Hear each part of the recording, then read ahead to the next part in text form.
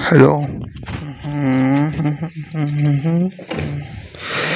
तो आज अपन शुरुआत करते हैं क्वेश्चन से।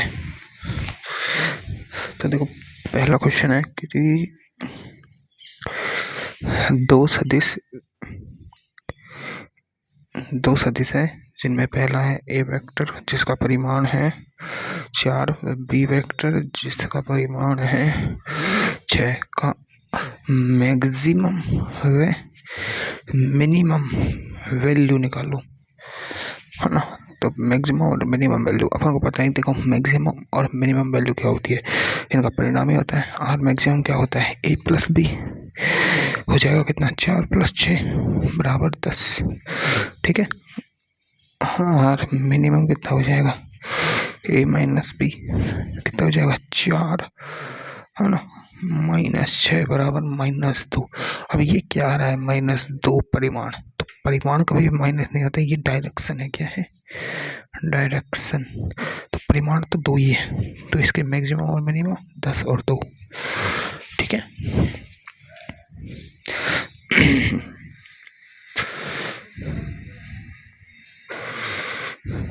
अब अगर इसकी रेंज क्या है, तो देखो रेंज क्या होगी, मिनिमम टू मैक्सिमम रेंज होती है कितनी, 2 से 10 क्या आती है इसकी, ये रेंज है। तो अब देखो अगला क्वेश्चन है कि दो बल जिनके परिमाण F1 और बराबर F2, मतलब F1 वेक्टर है उसका परिमाण बराबर है F2 वेक्टर के, और वो है 5 न्यूटन, ठीक है। कितना है, 5 न्यूटन। यदि इनके बीच थीटा कितना है, 60 डिग्री हो, तो परिणामी बल ज्ञात करो। तो क्या ज्ञात करना है, परिणामी बल। तो परिणामी बल का फॉर्मूला क्या होता है, आर। सॉल्व करना है तो A²। देखो दोनों बल कितने हैं, सेम। कितने हैं, सेम। दोनों सेम है। और थीटा कितना है, 60। तो केस आ गया है, नहीं तो अपना सॉल्व करने क्या जरूरत रहता है, √3a, a √3 और a की वैल्यू क्या है यहाँ पर 5, तो 5 √3 आ जाएगा डायरेक्ट आंसर। आएगा कि नहीं आएगा, आएगा। चलो अगला देखते हैं। क्वेश्चन बोल रहा है कि a + b दो वेक्टर का परिणामी कितना है, √2। तो a और b के बीच क्या निकालो, यानी a ये क्या है, एकांक सदिश a व एकांक सदिश b के बीच कोण क्या निकालना है, कोण, ठीक है। अब देखो इसने बोला है एकांक सदिश है, तो एकांक सदिश का परिमाण कितना होता है, एक इसका परिमाण 1, और b है वो भी एकांक सदिश है, तो इसका भी परिमाण 1, है ना। इनके बीच थीटा निकालना है अपन को। तो और देखो इनका रिजल्टेंट कितना दे रखा है, ये क्या है, इनका परिणामी है। परिणामी रिजल्टेंट क्या दे रखा है, रिजल्टेंट की वैल्यू दे रखी है √2। तो वैल्यू पुट कर दो फॉर्मूले में, r बराबर a² + b² + 2ab cos theta. इधर वर्क कर दो, इधर वर्क कर दो, दोनों तरफ वर्क करेंगे तो इसका वर्ग हो जाएगा, किसका, इसका r² का। r² की वैल्यू कितनी है, r की वैल्यू √2 और इसका वर्ग, तो इस पर आ जाएगा a की वैल्यू 1 का स्क्वायर प्लस a1 का स्क्वायर प्लस 2 × 1 × 1 × cos थीटा। √2 का स्क्वायर कितना हो जाएगा, 2, और ये 1 + 1 कितना हो जाएगा, 2 + 2 cos थीटा। ये आ जाएगा 1 + cos थीटा, और बाहर आ जाएगा 2, और ये हो जाएगा 2, 2 से 2 गया, 1 + cos थीटा = आ रहा है 1। तो cos थीटा = आ रहा है 1 - 1, तो cos थीटा = आ रहा है 0। कितना आ रहा है, 0। और cos थीटा की वैल्यू 0 आ रही है, मतलब थीटा है 90 डिग्री, तभी तो cos थीटा की वैल्यू 0 होती है 90 पर। तो ये क्वेश्चन हो गया अपना, ठीक है। और अब देखो इसका मेथड 2 भी है। अपन ने क्या देखा कि जब दो वेक्टर का परिमाण समान होता है, दो वेक्टरों का परिमाण है वो समान होता है, मतलब a = b = a हो, ऐसी कंडीशन तो है ये।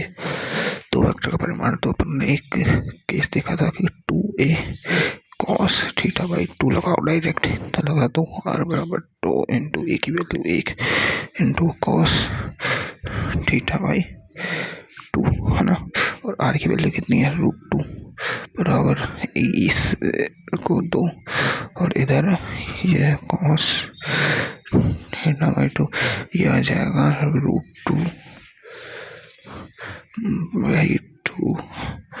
cos θ/2 और ये हो जाएगा 1/√2 = cos θ/2।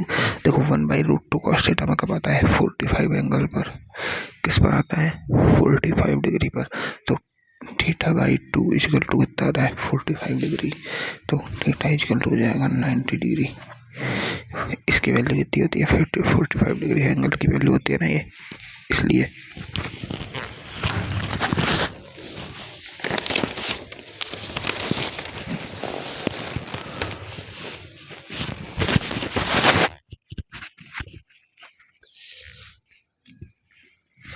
देखो अब अपन पढ़ते हैं नेक्स्ट। एक और क्वेश्चन है, वो सिंपल सा है, तुम खुद कर लोगे ऐसे। तो परिणाम निकालना है, वो रिजल्टेंट उल्टा करके लिख दो, उसे उसका परिणाम ही आ जाएगा। इसने क्या किया है कि क्वेश्चन में देखो एक वेक्टर बना दिया, दूसरा वेक्टर बना दिया और तीसरा वेक्टर बना दिया ऐसे, ठीक है। अभी बोल रहे यदि त्रिभुज की तीनों भुजाएं तीन सदिशों को समान क्रम व्यक्त करे तो उनका कुल परिणाम ही शून्य होता है, ये बोला है इन्होंने। अब कैसे होता है देखो, उनका कुल परिणाम ही क्या होता है शून्य होता है। कैसे देखो, अपन ने पढ़ा है कि ए वेक्टर होता है, ये बी वेक्टर होता है और इनका ये रिजल्टेंट वेक्टर होता है। अब इसने क्या बोला है कि तीनों को समान क्रम में, इस क्रम में, फिर इस क्रम में और फिर इस क्रम में, समान क्रम में। तो देखो ये आर वेक्टर किया और ये इसका उल्टा हो गया, ये हो गया -r वेक्टर। हुआ कि नहीं हुआ, हो गया। ये ए वेक्टर है अपना, ये बी वेक्टर है अपना। अब देखो तीनों का योग करो तो अब इसमें -r वेक्टर बराबर क्या आएगा ए वेक्टर प्लस बी वेक्टर।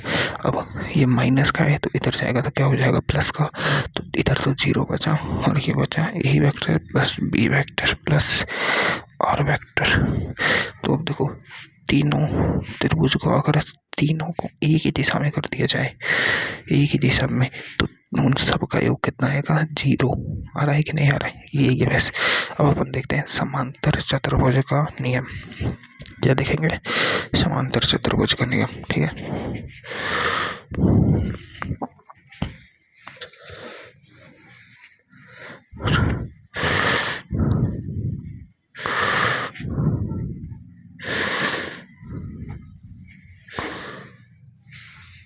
देखो इसमें क्या है कि दो वेक्टर को जोड़ने का दूसरा तरीका होता है।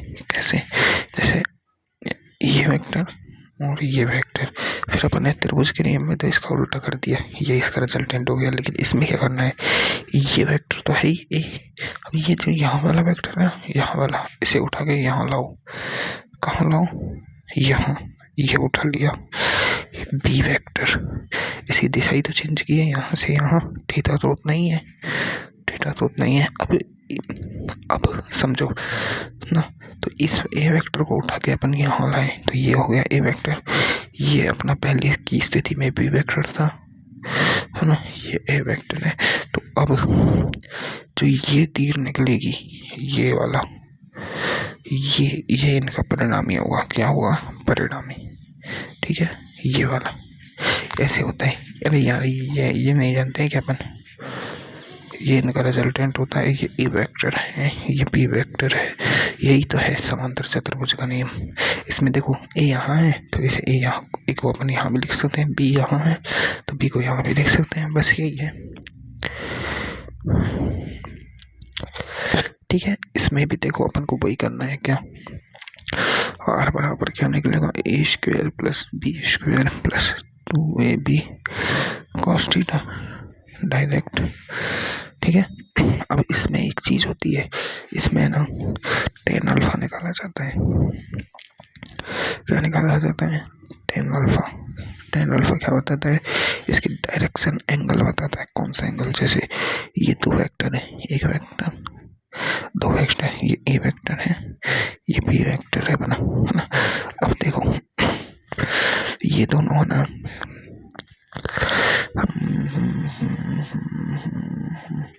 ये दोनों कोई थीटा पर है, ठीक है, किस पर है, थीटा एंगल पर। अब इस ए वेक्टर को अपन इधर भी लिख सकते हैं, यहाँ से उठा के ये लिख दिया है ना। इस बी वेक्टर को उठा के अपन यहाँ भी कर सकते हैं। तो इन जो अभी ये समांतर चतुर्भुज बन गया ना, तो इसका जो विकिरण है ना, ये विकिरण ये इसका परिणाम ही दिखाएगा, ठीक है, परिणाम ही आ गया ये रिजल्टेंट वेक्टर। पर अब जो ये थीटा बचा, इसको बोलते हैं अपन अल्फा और इसको बोलते हैं अपन बीटा। क्या बोलते हैं, बीटा। अब अल्फा, अब देखो ये अल्फा हो गया, ये बीटा हो गया, है ना, है ना। तो अब इसमें अपन को देखो, ये ए वेक्टर है, ये बी वेक्टर है और ये आर वेक्टर है। इस त्रिभुज को देखो, इसमें थीटा के सामने की भुजा होती है लंब और नीचे की भुजा होती है आधार, है ना, होती है। ये लंब है, ये आधार है कि नहीं? अरे है कि नहीं? है, क्या है?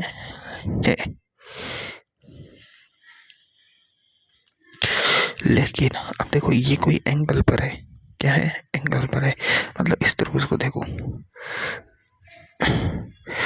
ये वेक्टर और थोड़ा इस त्रिभुज को देखो, इस छोटे वाले को,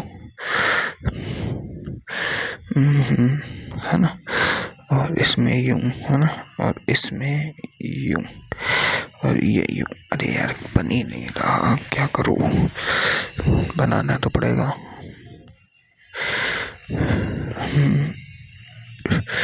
ये है अल्फा, ये वाला, और ये आर वेक्टर है अपना, ये बी वेक्टर है और ये ए वेक्टर है ना। तो अब इसमें अपन को क्या करना है, इसमें अपन को tan अल्फा निकालना है। तो पहली बात तो थीटा निकालने के लिए वो किस में लगते हैं, वो लगते हैं समकोण त्रिभुज में। साइन कॉस टेन किस में लगता है, समकोण में। तो समकोण बनाना पड़ेगा। तो देखो अब समकोण बनाते हैं, तो ये बी वेक्टर के घटक कर लेते हैं अपन, बी वेक्टर के, है ना, बी वेक्टर के अपन घटक कर लेते हैं, ठीक है। तो अब बी वेक्टर के घटक करें अपन, तो देखो इसको बी वेक्टर को, देखो ये ए वेक्टर है यार, कैसे समझाऊं,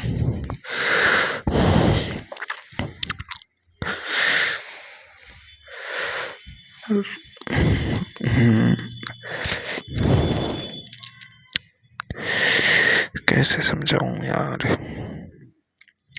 ये फॉर्मूला कैसे निकालना सिखाऊं, एक मिनट रुको।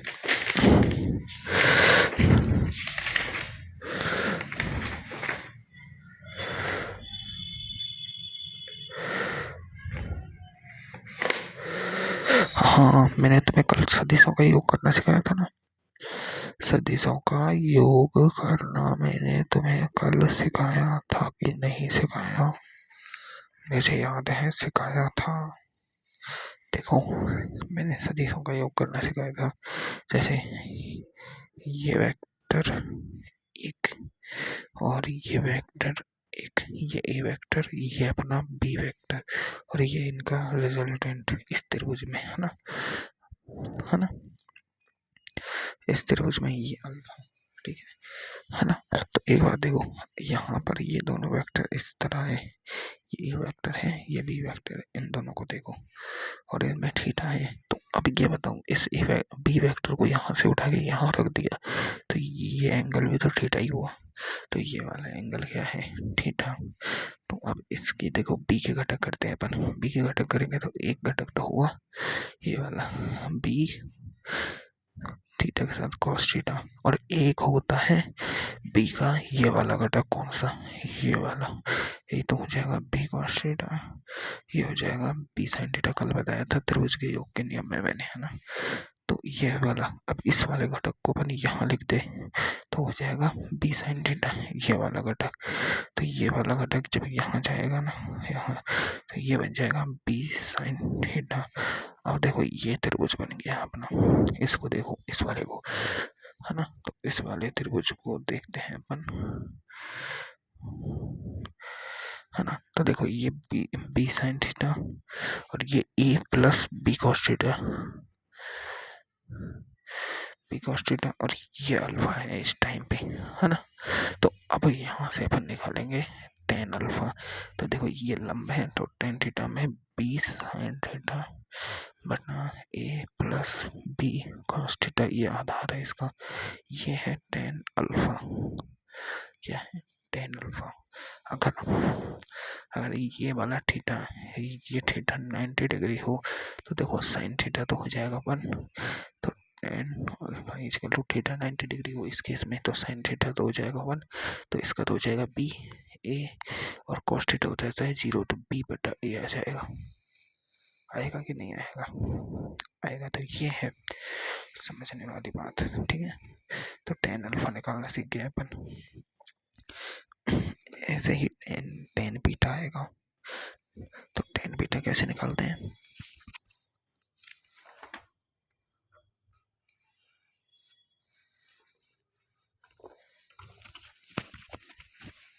देखो अपन कैसे निकाल रहे हैं।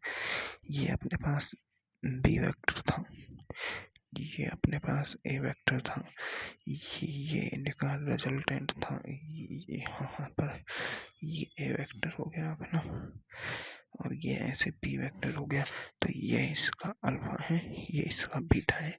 तो अपन ने देखो टेन अल्फा क्या निकाला, B sine theta by A plus B cos theta. तो यहाँ टेन बीटा आएगा, टेन बीटा। अब देखो इस त्रिभुज को देखो, इस त्रिभुज को अपन देखें तो देखो ऐसे, ये तो बी है, ये ए है, और ये रिजल्टेंट है, और ये बीटा है। तो बीटा के सामने की वजह क्या होती है? ए। तो ए वाला A sine theta plus B plus A cos theta, ऐसे उल्टा हो जाता है।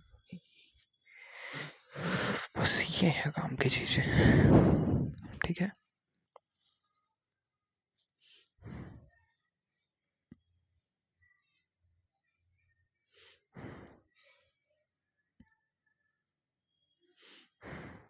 समझ आया?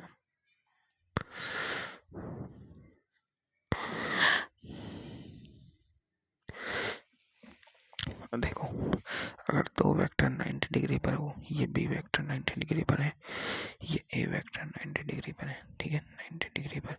तो अब मेरी बात समझो, दोनों वेक्टर 90 डिग्री पर है, तो इनका जो पर, अब देखो इस बी वेक्टर को उठा के यहाँ रखो, समांतर चतुर्भुज का नियम लगाना है, तो बी वेक्टर यहाँ आ गया, फिर ए वेक्टर यहाँ आ जाएगा, है ना, और ये इन दोनों का रिजल्टेंट हो जाएगा। तो देखो ये 90 डिग्री, ये 90 डिग्री, ये भी 90 डिग्री, ये 90 डिग्री, तो ये 45 डिग्री का एंगल होगा, और ये भी 45 डिग्री का एंगल होगा, है ना। नहीं नहीं नहीं, जब दोनों बराबर होंगे, रुको रुको रुको, गलत है ना। तो ये देखो ए बी हो जाएगा, तो यहाँ पर टेन थीटा बराबर क्या आएगा? देखो टेन थीटा बराबर टेन अल्फा बराबर, ये अल्फा है अपना और ये बीटा, अल्फा बराबर क्या आएगा? बी बाई ए, और टेन बीटा बराबर क्या आएगा? A by B, A by B, है ना। लेकिन अब देखो अगर करें अपन ए बराबर बी बर, है ना, वे थीटा इक्वल टू 90 डिग्री हो, तो क्या होगा?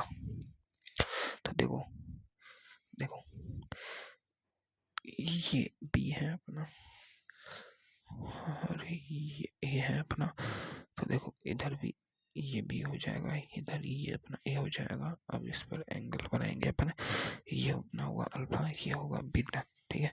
अल्फा टेन अल्फा निकाल लो, टेन अल्फा बराबर क्या आता है? B by A, tan beta बराबर क्या हो जाएगा? ए बाई बी, है ना, बीटा के सामने ये, है ना। तो देखो अब अपन को पता है कि ए बराबर बी है, तो क्या होगा कि देखो ये ए हो जाएगा, टेन अल्फा बराबर ए बाई ए, और टेन बीटा बराबर ए बाई ए हो जाएगा, ए से ए कट गया, ए से ए कट गया, टेन अल्फा बराबर आएगा 1, और टेन बीटा बराबर आएगा 1। देखो टेन थीटा बराबर 1 होता है, तो थीटा 45 डिग्री होती है, होता कैसे होता है? देखो, साइन 45 की वैल्यू होती है 1/√2, कॉस 45 की वैल्यू होती है 1/√2 और टेन थीटा बराबर होता है साइन थीटा बटे कॉस थीटा। तो 1/√2 बटे 1/√2 कट जाएगा, एक आएगा और ये कितना आता है 45। तो देखो टेन मतलब अल्फा बराबर बीटा बराबर 45 डिग्री होगा। किस केस में? इस केस में। ठीक है, इतना समझ आया? ये भी हो गया अपना। चलो अब देखो केस अपन सेकंड देखते हैं। सेकंड केस देखते हैं कि अगर ए ज़्यादा हो बी से, है ना, ए ज़्यादा हो बी से और थीटा इक्वल टू क्या हो 90 डिग्री, तो क्या होगा? देखो ये अपना ए है, ये है अपना बी। अब देखो बी से ज़्यादा है ए ज़्यादा हो गया, है ना। तो देखो बी यहाँ भी रह जाएगा और ये हो जाएगा ए, क्योंकि देखो ज़्यादा का मतलब जिसकी पूंछ लंबी है उसका परिमाण ज़्यादा। ठीक है, अब देखो ये थीटा हुआ। तो अब देखो ये तो है अपना अल्फा और ये है अपना बीटा। तो बताओ जब ए ज़्यादा है बी से और दोनों 90 डिग्री पर है, ये वाला एंगल तो 90 है दोनों का, तो अब ये बताओ कौन सा ज़्यादा दिख रहा है इनमें से, अल्फा या बीटा? तो बीटा ज़्यादा होगा अल्फा से। हो रहा है कि नहीं हो रहा है? हो रहा है कि नहीं हो रहा है? हो रहा है, दिख रहा है। और अपन ले भी सकते हैं, जैसे देखो दोनों के बीच में ज़्यादा है और ये ज़्यादा है बी से, तो इधर का ये वाला अपन मान लें 60 डिग्री एंगल, है ना, और ये अपन 30 डिग्री एंगल, इस ऐसे होता है। ठीक है, और देखो नेक्स्ट केस देखो कि बी ज़्यादा है ए से और थीटा है 90 डिग्री। तो देखो बी को बनाओ ज़्यादा, ए को बनाओ छोटा, फिर बी को बनाओ ज़्यादा, फिर ए को बनाओ छोटा, और इनका अब देखो ये एंगल अल्फा इतना बड़ा और बीटा, तो अल्फा ज़्यादा होगा बीटा से। ऐसे बना के चेक कर लिया करो। ठीक है,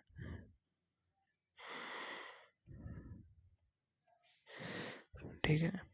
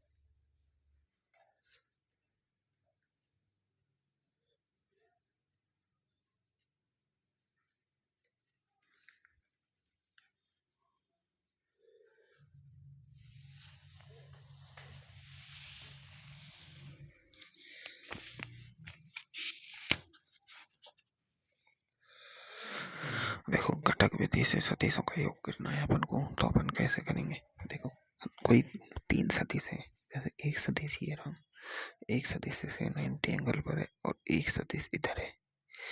इसका परिमाण 5 है, इसका परिमाण कितना ही रे? अरे यार मैं गलत बता रहा हूँ। क्वेश्चन ये है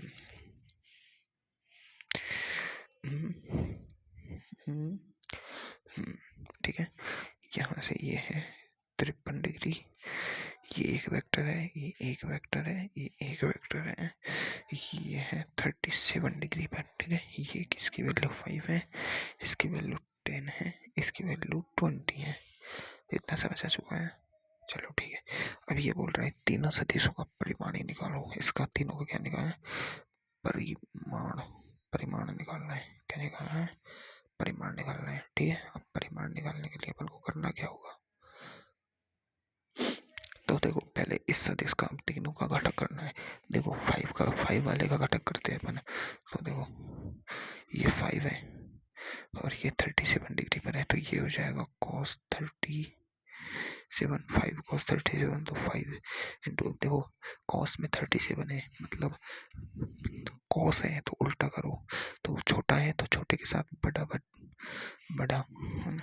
अब देखो 5 sin 37 है ना, तो देखो साइन है और छोटे के साथ छोटा, तो 5 इंटू 3/5, 5 से 5 गया है, ये 3 हो गया, ये 4 आ गया। तो इसके घटक कर दिए अपन ने 3 और 4, तो इसका देखो इधर तो है 3 और इधर है इसका 4, ठीक है। अब इसको देखो 10 का, तो इधर ये कितना है 10, ठीक है। इसका करो, ये 53 डिग्री पर है, 20 है, तो देखो इधर 20 और cos 53, और 53 बड़ा है और cos में है तो उल्टा करो, 20 इंटू 3/5, 5 का 20, 4 दिए 12, इधर है 12, ठीक है। इधर करो 20 साइन 53, अब देखो साइन है, बड़ा है तो बड़े के साथ बड़ा, 20 इंटू 4/5, 5 का 20, 4 का 16, कितना है 16।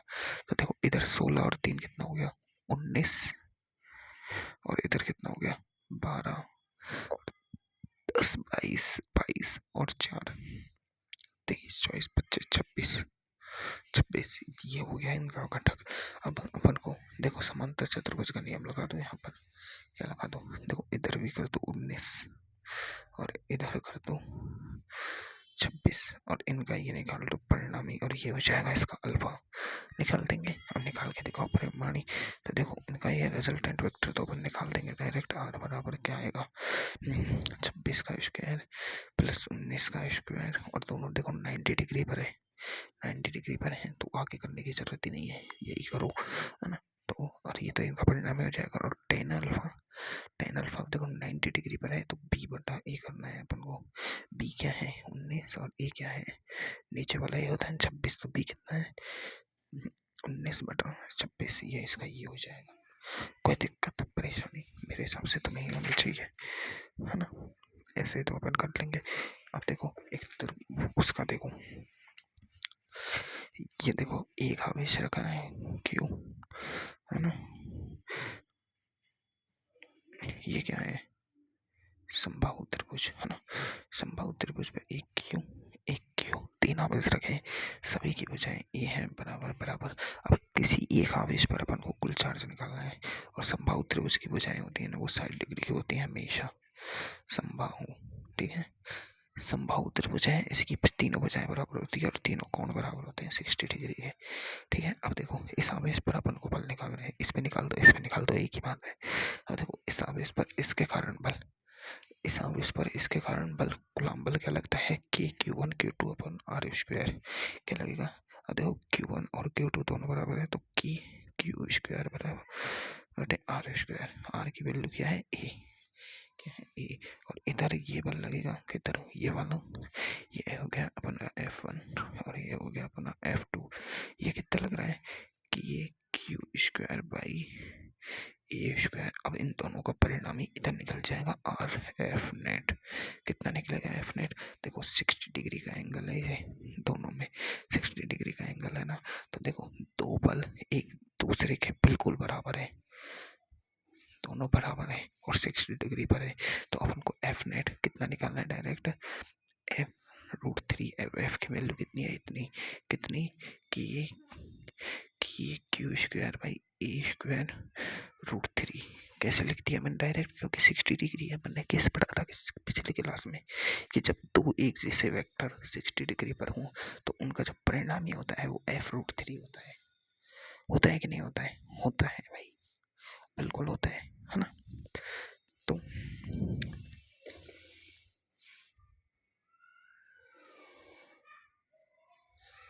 ये हो गया अपना, है ना। अब देखो एक 90 डिग्री वाले पे देखते हैं।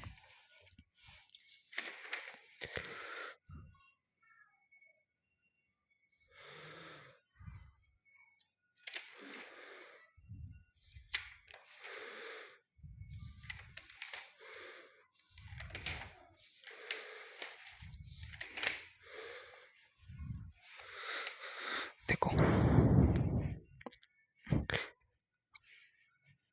ये एक वर्ग है, वर्ग की सभी भुजाएं क्या है, बराबर ए, और इस पर क्यू आवेश रखा है, इस पर क्यू आवेश रखा है, इस पर क्यू आवेश रखा है, इस पर क्यू आवेश रखा है।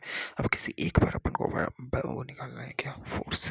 क्या निकालना है, फोर्स, है ना। किसी एक पर अपन को फोर्स निकालना है, ठीक है। तो किसी भी एक आवेश पर अपन को कुल बल निकालना है, ठीक है, ठीक है। तो कुल बल निकालने के लिए क्या करना होगा अपन को, ये हो गया अपना F1, ये हो गया अपना F2, है ना।